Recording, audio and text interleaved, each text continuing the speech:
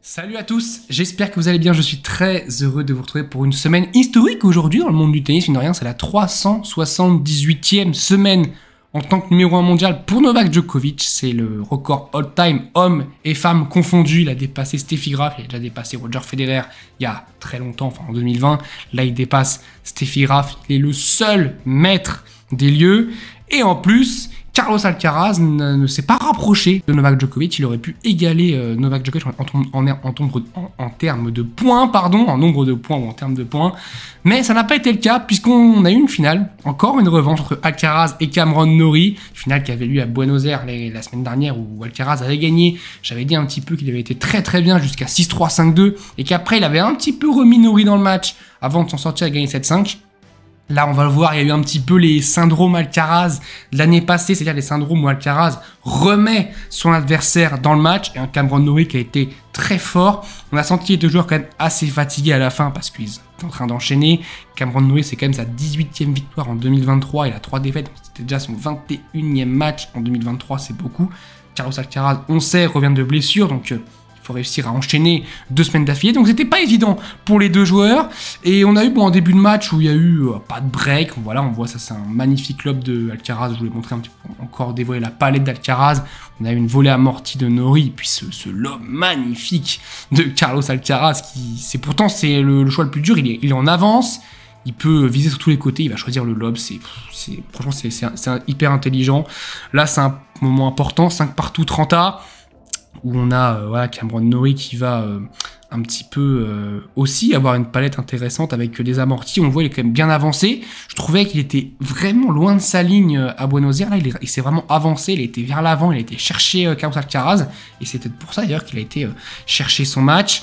Bon, là, c'est clairement un très mauvais jeu de Cameron Norrie. Je dis du bien de Cameron Norrie, mais sur ce jeu-là, on peut pas dire du bien de Cameron Norrie qui va faire un jeu, mais très moche, même s'il revient à 40-30, il tente un droite-gauche, là, il a servi ici. Alcaraz, on le voit, il n'est pas tellement déporté, mais il est quand même, globalement, il y a quand même un espace très intéressant ici. Il va forcer son coup droit et le mettre à quand même un bon mètre dehors.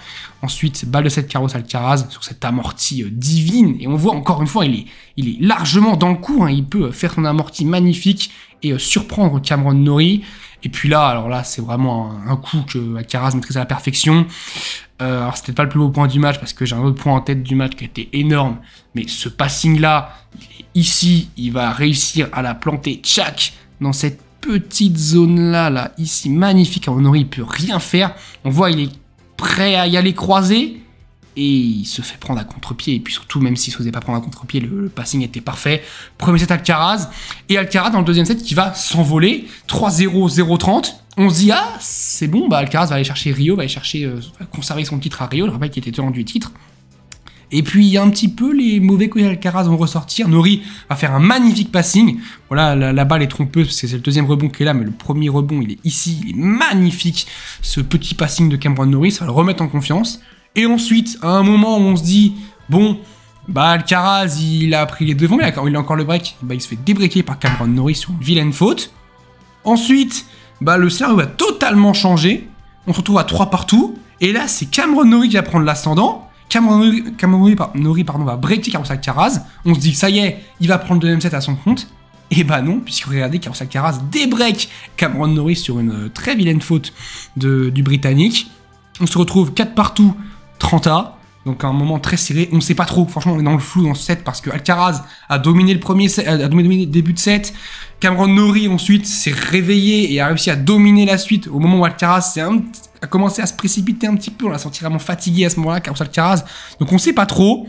Cameron Norrie va se procurer une balle de break et va même breaker ensuite Carlos Alcaraz, et là c'est vraiment syndrome, c'est qu'Alcaraz voulait à ce moment-là réduire vraiment les échanges, ne plus rentrer dans les échanges, on le voit, là c'est sur un retour, c'est les retours sabre de Roger Federer, Snake Attack by Roger, et direct, il veut la mettre et il va rater son revers. Alors l'idée, le service n'était pas si fort, donc l'idée sur une deuxième balle, elle était pas si mauvaise que ça, mais ça montre aussi qu'il voulait que les échanges durent le moins de temps possible. On voit, il est clairement dans le cours, il est l'impression qu'il c'est un point, mais non, c'est juste un service, c'est sur un retour de service. Mais c'était une tactique et ça n'a pas trop marché à ce moment-là. Bon, avec Cameron Norrie qui va pas se faire peur, il va faire un ex magnifique. Alcaraz qui avait anticipé côté gauche, La balle qui part côté droit. Bon, 3e set. Ça va être compliqué pour Alcaraz. Physiquement, on le sent un petit peu cramé. Mais il va lâcher ses coups. Il va breaker Cameron Norrie dès le début.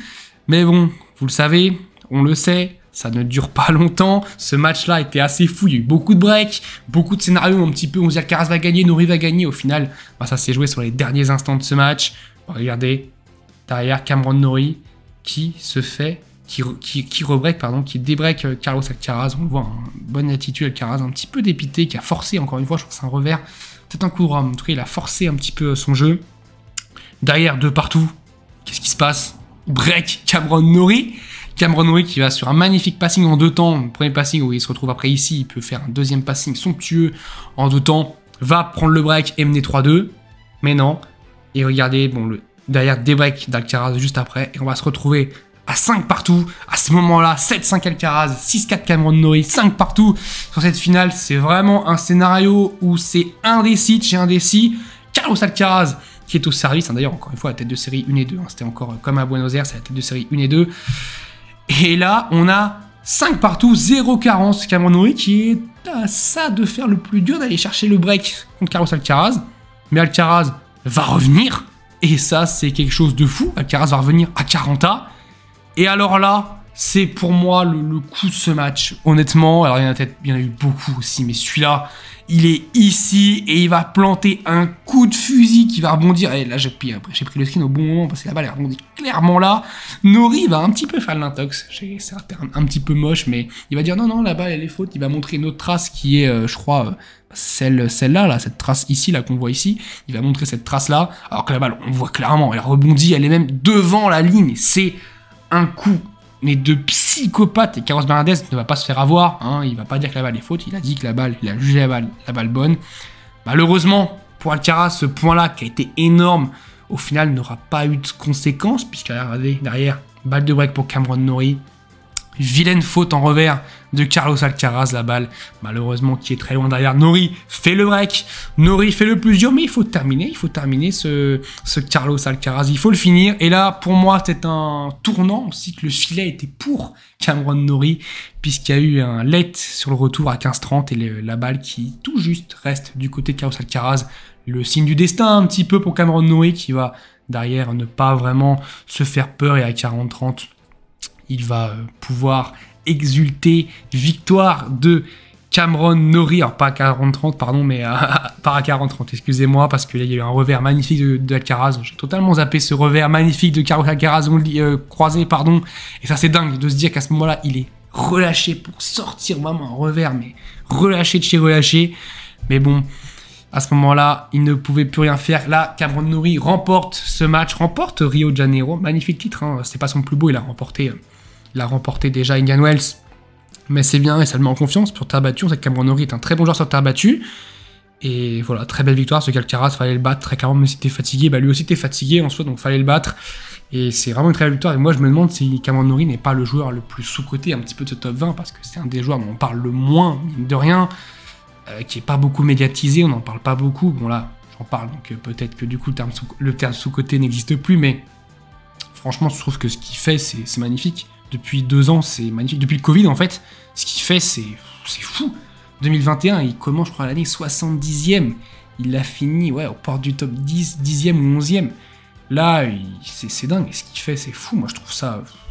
Je suis admiratif parce que, voilà, ça montre un petit peu que quand tu bosses bien, quand tu crois en tes chances... Alors, bon, c'est un peu foutu de lui quand il a dit « Ouais, moi, je vais être numéro 1 mondial ». Mais au final, bon, il sera peut-être pas numéro 1 mondial, mais ce qu'il fait, c'est déjà énorme. Est-ce qu'on aurait pensé qu'un Cameron Norrie puisse être top 10 un jour dans sa vie?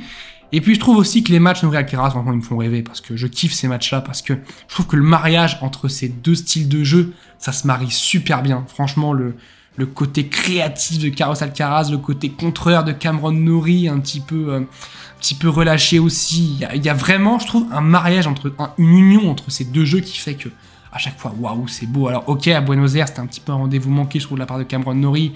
Mais le Cincinnati l'année dernière, là, ce Rio de Janeiro, c'est magnifique. Vraiment, bravo, messieurs. On se retrouve très vite. Là, il y a 2 ATP 500 qui démarrent. Un à Acapulco, au Mexique. Un autre à Dubaï, avec Novak Djokovic, qui sera à Dubaï. On se retrouve très, très vite. Je vous dis salut à tous. Portez-vous bien. Vive le tennis.